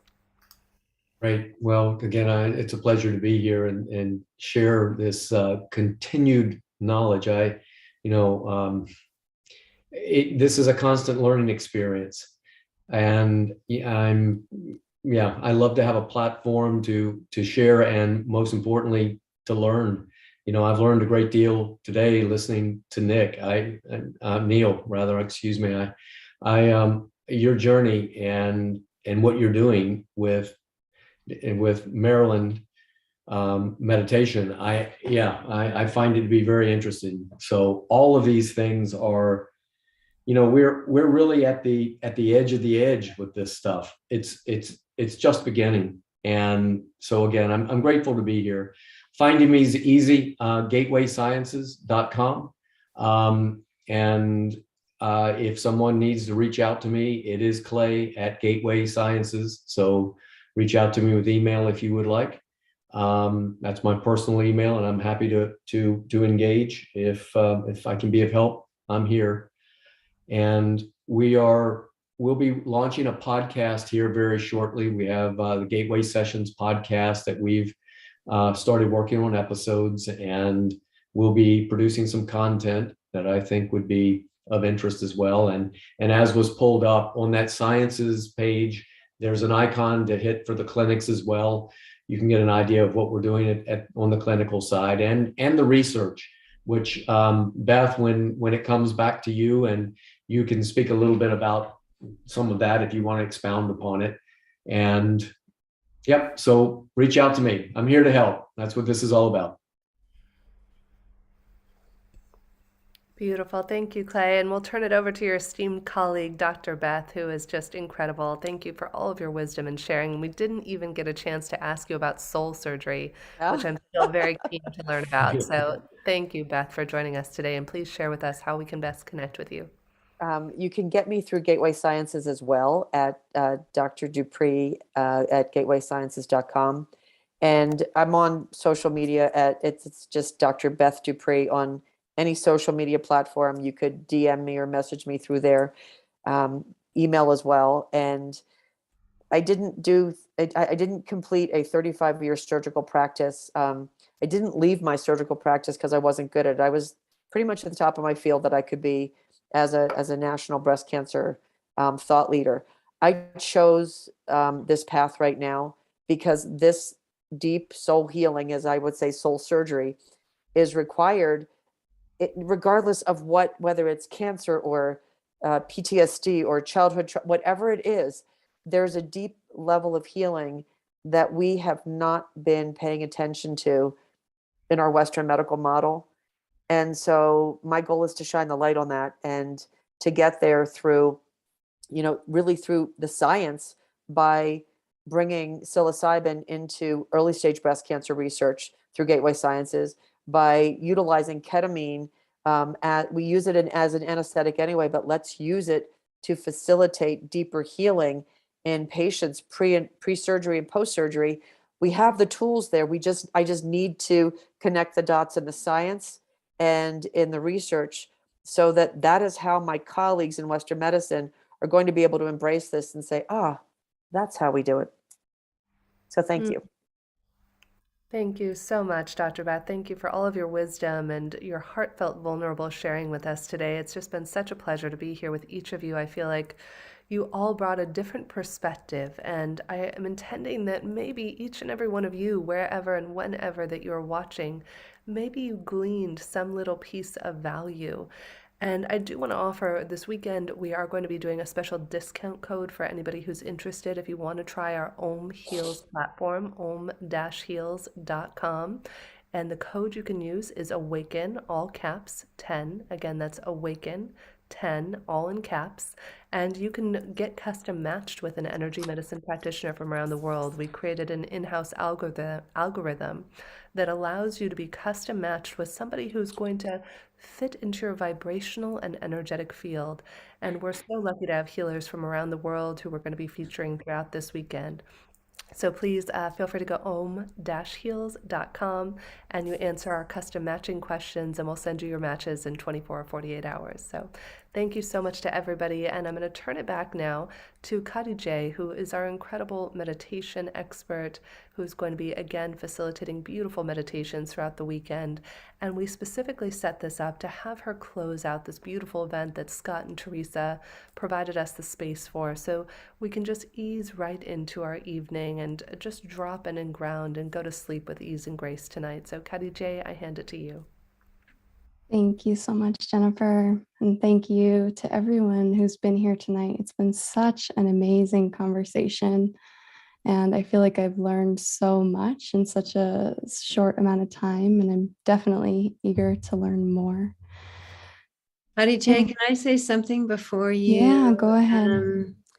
Yeah, I do, Jennifer. I want to appreciate the inspiration to have this group on. And obviously, this is a deeper conversation that we can have. And what a wonderful opportunity for this community to arrive in this conversation when it's actually being championed by leaders right now, so that this conversation can actually live and that we can learn about it and we can begin to apply it. So this is the beginning of our weekend of healing from the inside out. And I imagine, like, for me, what I'm taking away is I'm taking away this question of how can plant medicine support me to heal from the inside out, and to be in that inquiry in this informed way feels really powerful. And so Jennifer, thank you for bringing this esteemed group on, and I can't wait for us to have time for more.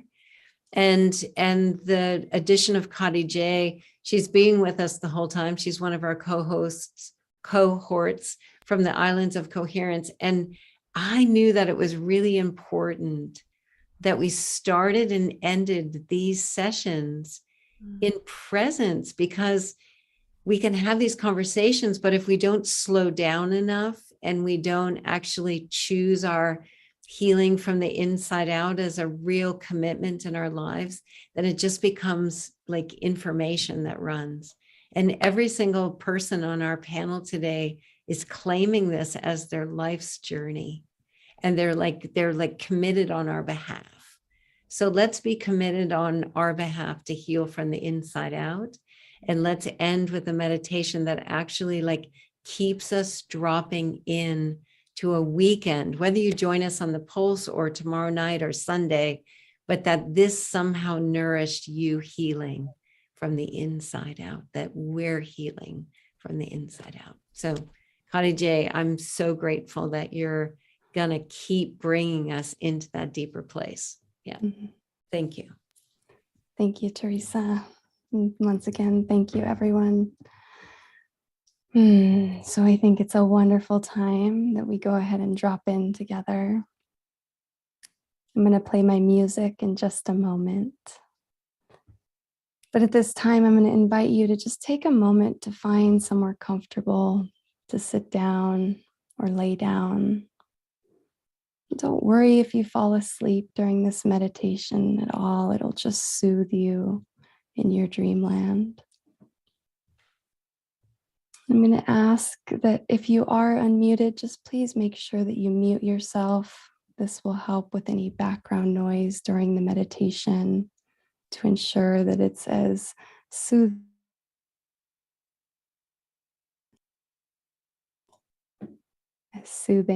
as possible for everyone.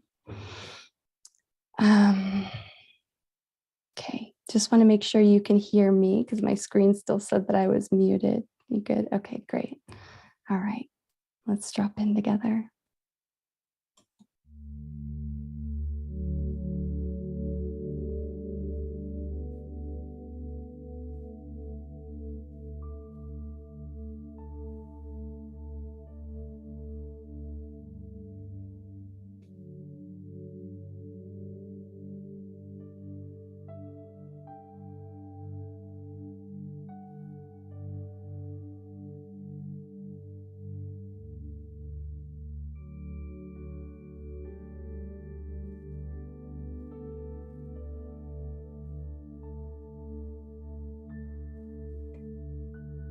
So if you haven't already, now's a wonderful time to gently close your eyes and bring your awareness back inside your body to your inner world.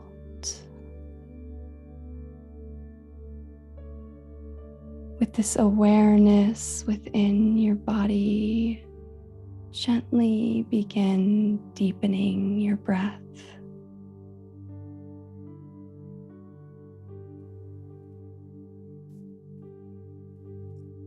Inviting each breath to be just a little longer and deeper than the one before.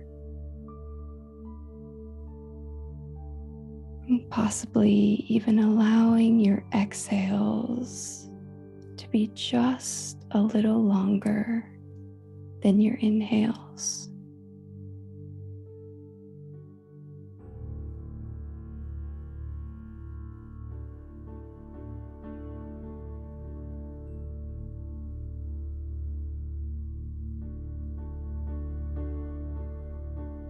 Feeling the relaxation take place as you breathe in your body.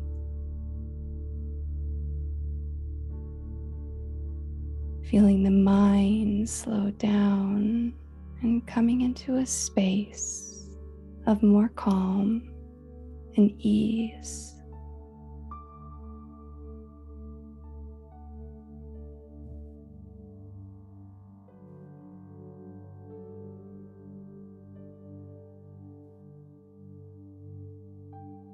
And gently calling your awareness and your breath back down to your beautiful feet. Once more, feeling your feet on the earth or whatever surface they rest upon. Feeling grounded and rooted and connected with the beautiful earth below.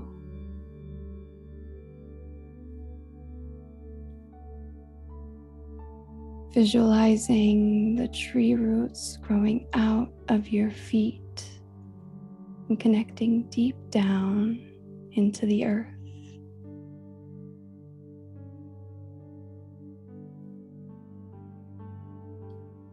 Breathing deep and breathing slow and connecting with the sacred ground below you.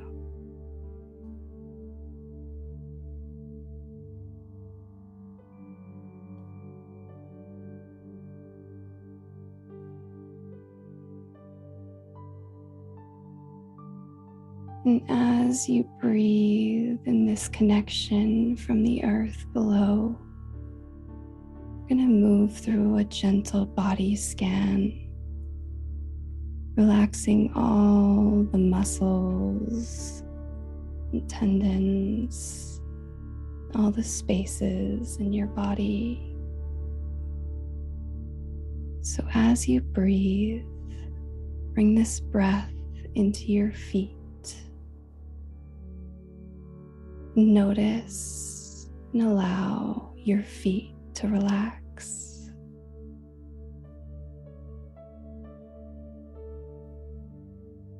Feeling the soothing sensation of relaxation move into your feet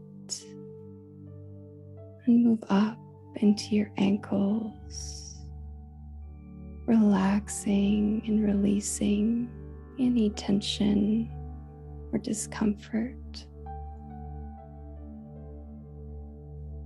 Bringing your breath and your awareness into this space in your body.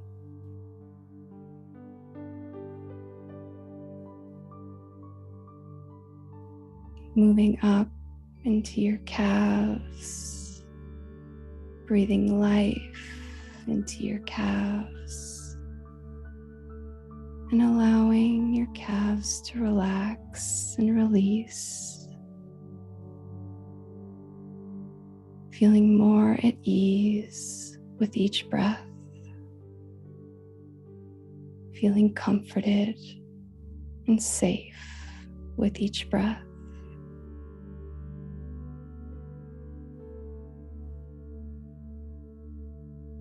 Bringing this breath up into your knees and upper thighs, and letting these areas of your body relax and release. Still breathing deep, still breathing slow, and letting this breath relax and release any tension that's there.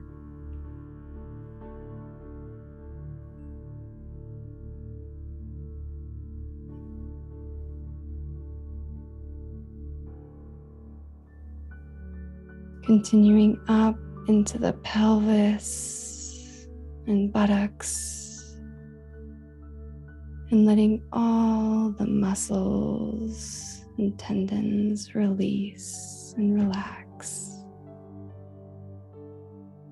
Letting go of any tension or resistance, and feeling at ease and finding peace with your breath.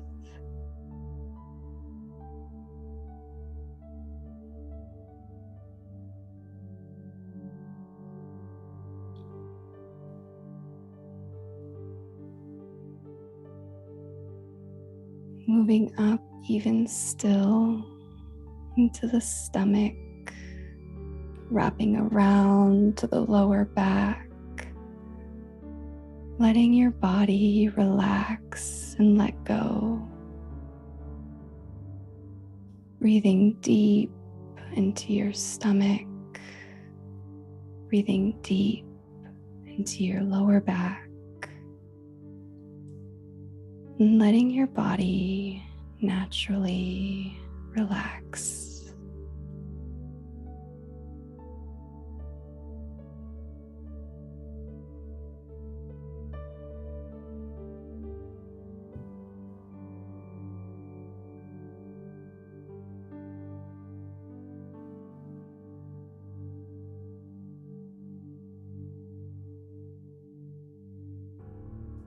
Continuing up into your solar plexus, chest, and wrapping around to your mid and upper back,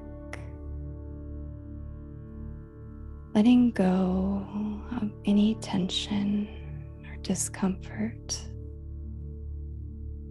releasing resistance as you breathe deeply into this space.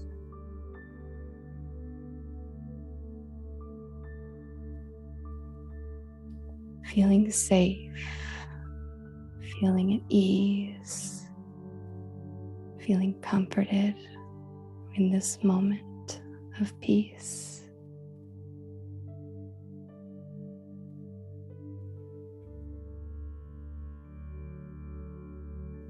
Moving into the shoulders and arms,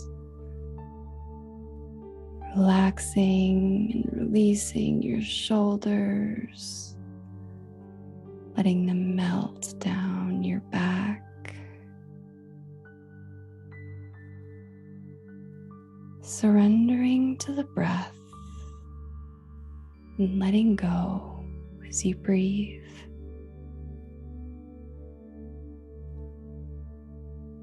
Feeling the relaxation extend down through your arms and into your hands and fingers.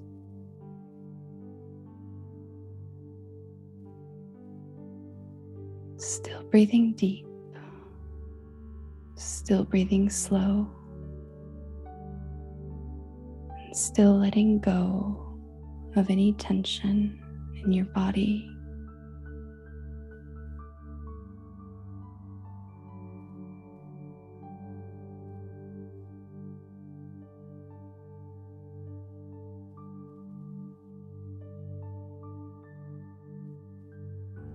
Traveling up into your neck and throat area, relaxing the muscles in your throat as you breathe.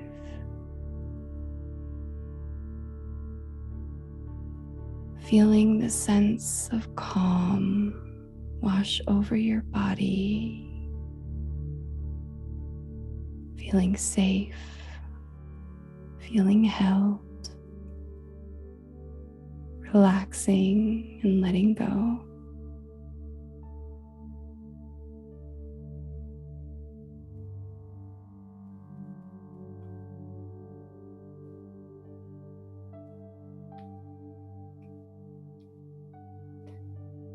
Traveling up into your head and relaxing the jaw and your cheeks.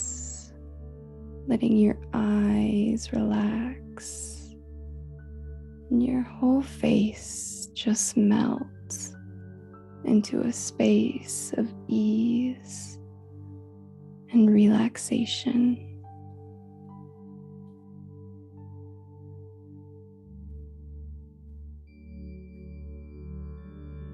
Feeling the calmness in your body as your body surrenders to this space of relaxation.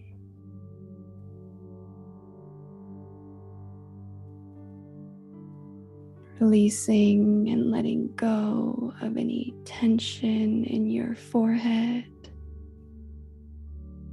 Just breathing into this space in your body, feeling at ease. Feeling the peace.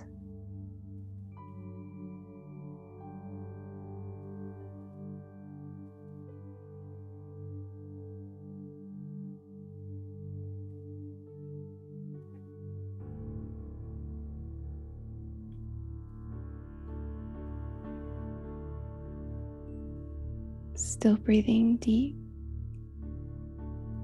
still breathing slow, still letting your breath relax and release any tension, discomfort, or resistance in your mind or head, ears, lips.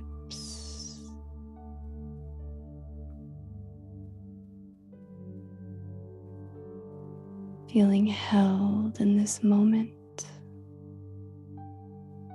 cradled by the divine energy of rest and relaxation. Inviting in the natural healing of your body as you relax and let go.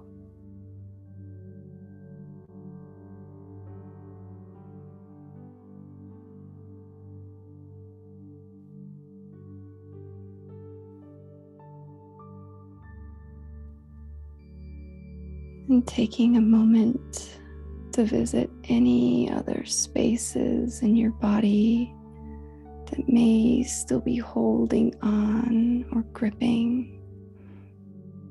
holding on to that tension. Just bring the breath back into these areas of your body, breathing deep, breathing slow, and letting your body naturally relax and release.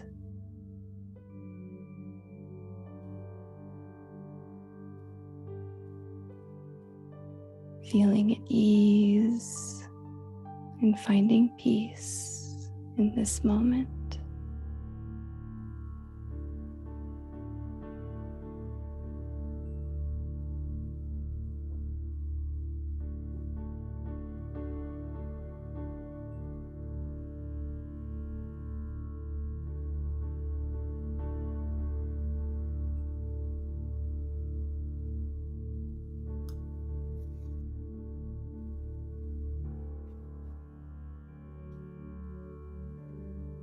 Now, as you continue to breathe in this way, deeply and softly, still letting go,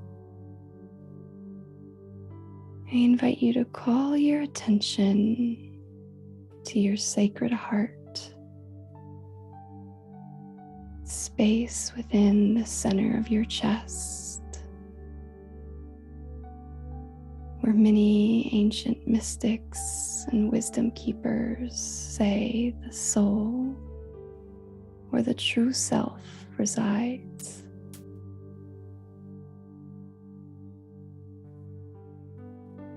Letting your breath fill up this space in your heart.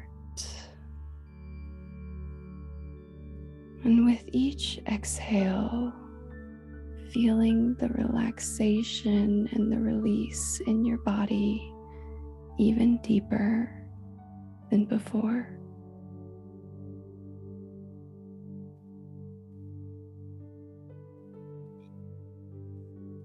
Feeling soothed and cared for,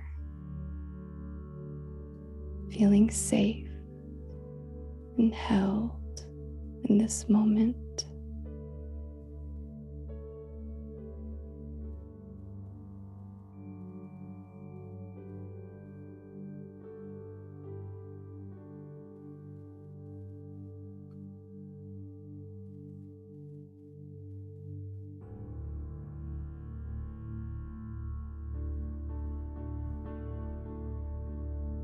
With each breath into your heart, letting your body relax and release just a little more.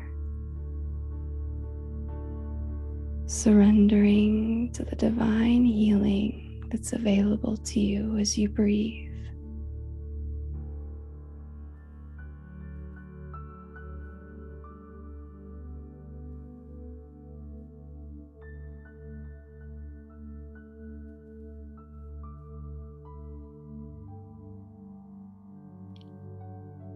feeling the love of your beautiful heart, feeling the safety of this divine love.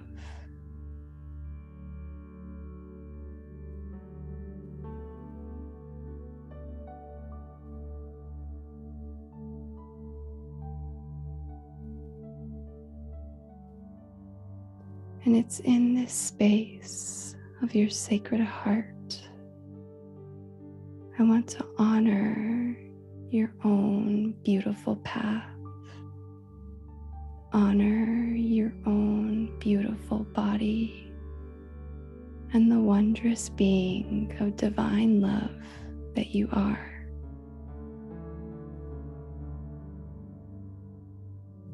Breathing in this feeling of honor for all that you are.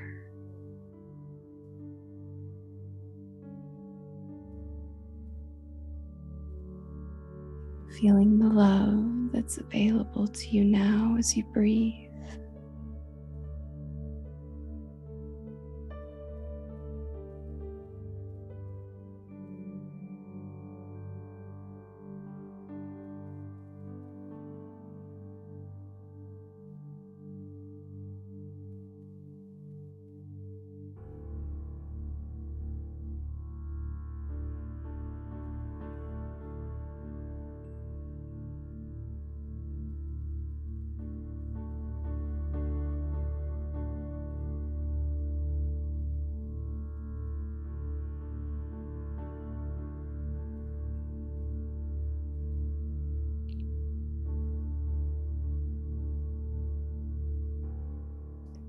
Still breathing deep, still breathing slow, still letting your body relax and let go.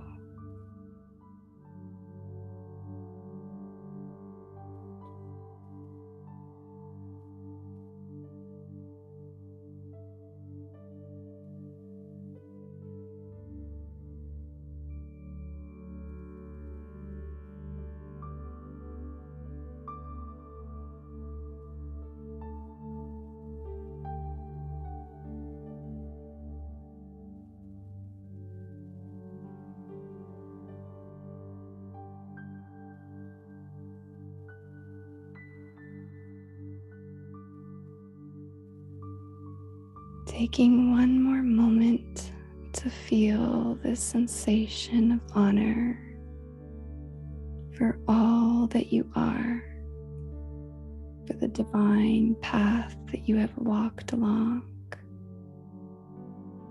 for all the moments in your life that have brought you to this moment right here.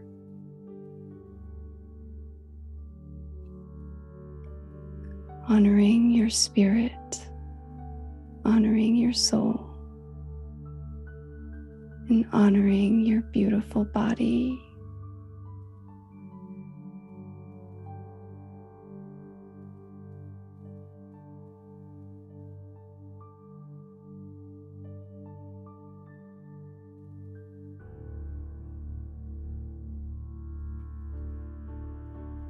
Now, while holding this sensation of honor and still allowing your body to relax and release, I invite you to begin bringing your awareness back into the room or physical space in which you're in. Bringing gentle movements to the fingers and toes, still letting your body be relaxed, still letting the tension go.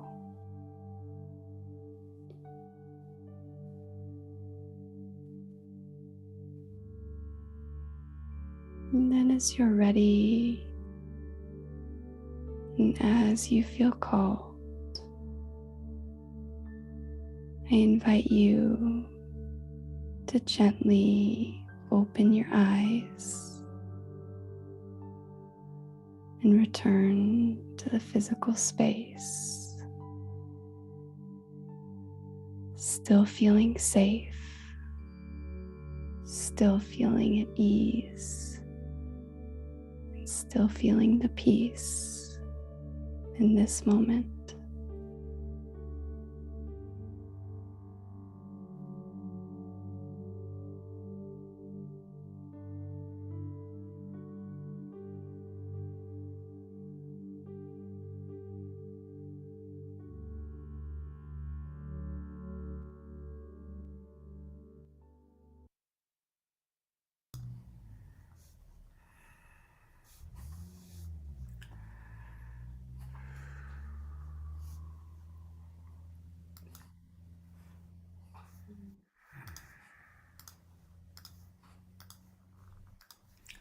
Thank you so much.